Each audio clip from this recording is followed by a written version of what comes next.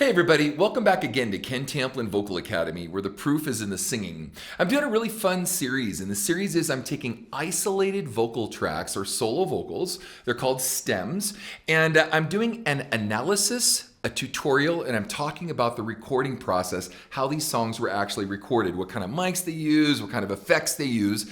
Next up is Detroit Rock City. The band is Kiss. Paul Stanley is the singer, and I want to let you guys know I do have a singing course. The course is called How to Sing Better Than Anyone Else, and you can find it right here at kentemplinvocalacademy.com. I also have a free singing forum over there that's got over 20,000 members now, so if you're interested in wanting to learn how to sing, if you're already a decent singer or an advanced singer, go check it out, because there's some pretty heavyweight cats over there duking it out, talking about how all these different sounds and styles are made and come about. So I want to dive right in, and Paul Stanley, I'm just going to do the solo vocal. Now, what's interesting about this track is from what I remember, I haven't done this song in a long time, but I think the very, very first note that he belts out is a tenor high C. So it's a C5. I'll have to double check, but I'm pretty sure I'm right on that. But let's just dive in, and here we go. I feel uptight on a Saturday night.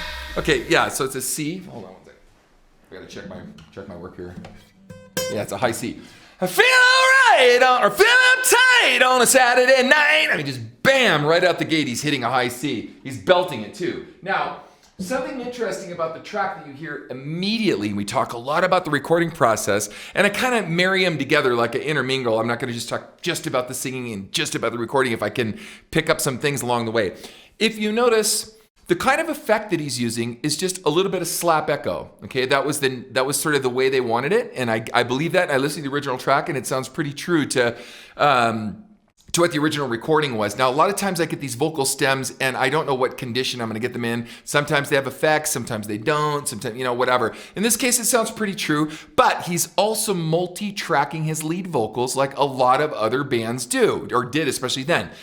You don't really notice it as much because the multi-track, the actual doubling isn't as loud as the lead vocal. So you only kind of hear the lead vocal first, and then you hear kind of the doubler as just coming alongside of it, making it fat. So it's kind of deceiving, because I want to show you, I'm going to actually add the track. I normally wait to add the track, but I want to show you how the doubler effect or doubling effect gets absorbed when the track comes in and you don't notice it as much. It just sounds like some delay. Listen really closely. I feel uptight on a Saturday night. Hear all the doubling, the delay. 9 o'clock, the radio's the only light.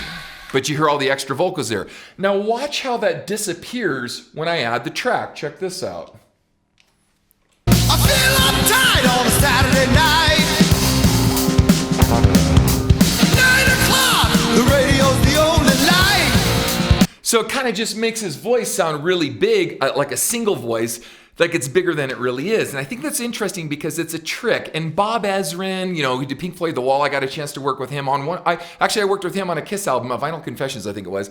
And so I got a chance to see how these guys operate and what they're thinking. They want the effect to be really subtle, not have you notice it as much, but still get the effect they're looking for to be big. So we're gonna move on. So we heard the first two lines. Oh, and let me sing it for you. So 9 o'clock, the radio's the only light. So he's very throaty in his approach. So, but there's still some ah vowel in it. So 9 o'clock, the radio's the only light, right? It's a little flat. Light, right? And he's got that kind of, Gene Simmons says it. But there's a lot of muscle mass that they're bringing up into the throat. So I know that Paul recently had some throat surgery. I know he's trying to recover. A lot of years of singing like this. I'm amazed that he was able to go that long without some help technically. And the interesting thing is, my understanding is he didn't drink or smoke, so it wasn't any drug abuse involved. It's just, a lot of singing for a lot of years incorrectly can cost you your voice. I covered this in my singing course, but let's continue. Here we go. I hear my song and it pulls me through. How many voices are there? Listen to this. I hear my song and it pulls me through. Now, let me play this back again with the track, and you're going to be surprised. You hardly notice all those vocals. You just think it's him alone. You don't think it's a gang vocal kind of hiding behind him to make him sound a lot bigger. Check it out. I hear my song and it pulls me through. See what I mean? The main vocal kind of peeks its head out, and you kind of only really hear the main vocal, and subliminally you've got all these other vocals going on in the background. So here we go. Comes on strong strong tells me what I got to do. I got to get up. Everybody's gonna move their feet. Get down. You can hear Gene, get up, get down. You can hear Gene in the background. It's kind of funny, right? Okay, so let's do this chorus here. Comes up strong tells me what I got to do. So now, if you notice too, he's kind of slurs through the come on strong, tells him what I got to do. Right? He's not over articulating the words. He's not going, come on strong, and it tells me what I got to do. Right? It'd just be too strenuous on the throat to do that. So his way of getting kind of forcing this muscle mass, forcing it through the throat, is just to keep air coming out. Come on strong, and tell me what I gotta do. Right, so he's just like, I deliberately distorted my voice to sound like that. So I get, come on strong, and it tells me what I got to do. You know, I could do it more proper in that sense, but I wanted you to hear the effect of what it does to the throat. So anyway, so you can hear that a big time, but the guy's pounding on a C the whole song. Think about that. Like a lot of people, Kiss songs are easy. Try it. It's not that easy, I'm telling you. So he's pounding on a C the whole time and he's pulling it off. And his pitch is pretty stinking good if you really listen to it. But I like hearing the Gene vocals come in the background. You can go, get up, get down, everybody. You know, check it out, listen close. Comes up strong tells me what I got to do. I got to get up. Everybody's gonna move their feet. Get down. Everybody's gonna leave their seat. Pretty cool. You gotta lose your mind in Detroit, Rock City. Get up. Everybody's gonna move their feet. Get down. Everybody's gonna leave their seat. Get in lane. Now, I want to point out something also too about gang vocals. A lot of people will record their gang vocals and they sing the same thing over and over again. Get up! Get down!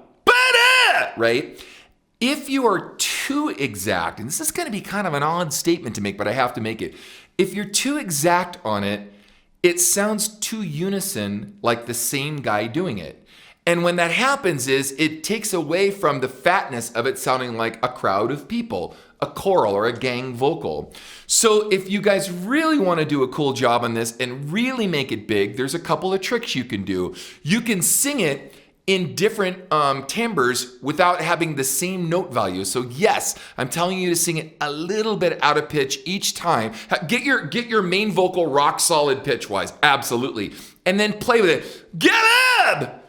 Get down! You know, like kind of like go over the pitch a little bit, go under the pitch a little bit, get on the pitch, mess with it, change the tone. Get up! Get down! Like change the timbre of your voice and whatnot. And you're gonna find that when you add all these together and you pan them in an array, don't just pan them all hard left and right, but you pan them in an array like you'd see a choir or a choral of people, you're gonna find, wow, you get this monstrous sound, which is really cool. And you can hear a little bit of that here, how imperfect the background vocals are, but it gives a gang, like a bunch of guys in a room kind of sound. Even though it sounds like on the get up, get downs, it's only Gene, it really does. And then Gene joins Paul a little bit on some of the other parts. But take a quick listen to this. Check it out. You gotta lose your mind in Detroit, Rock City. Okay, so you can hear Gene and Paul together. Now let me back this up where you can hear just Gene come in with the gang vocal, but he's singing it a little differently within the gang vocal, so it sounds like more than just Gene. Check it out. Comes up strong, tells me what I got to do. I got to get up. Everybody's gonna move their feet. Get down. Everybody's gonna leave their seat. You gotta lose your mind in Detroit, Rock City. Get up. See, get up. Hear how it's kind of different? Rock City. Get up. Everybody's gonna move their feet. Get down. Everybody's gonna leave their seat. Get in lane. I just can't wait. Okay, now I could go through this whole thing and go through the whole song, but he doesn't really change much in the song. I think there might be something at the very end. Let me just double check this, but I think he goes a little higher at the end, if I'm not mistaken. Here we go. To laugh, 'cause I know I'm gonna die. Why? That's right. That's right. a really dark ending. I forgot that the guy gets in a car accident at the end. Anyway, so yeah, so he doesn't really change much. But so now I want to show you, so in the spirit of this, now on each one of these isolated vocal tracks, I try to stay within the spirit of the way that the engineer and the artist had intended it. So I'm not just making it from an effects standpoint and a production standpoint, totally different. So what I've done is I've gone ahead and I'm just going to use only a delay doubler, just like he's got on his lead vocal, just a little bit, okay?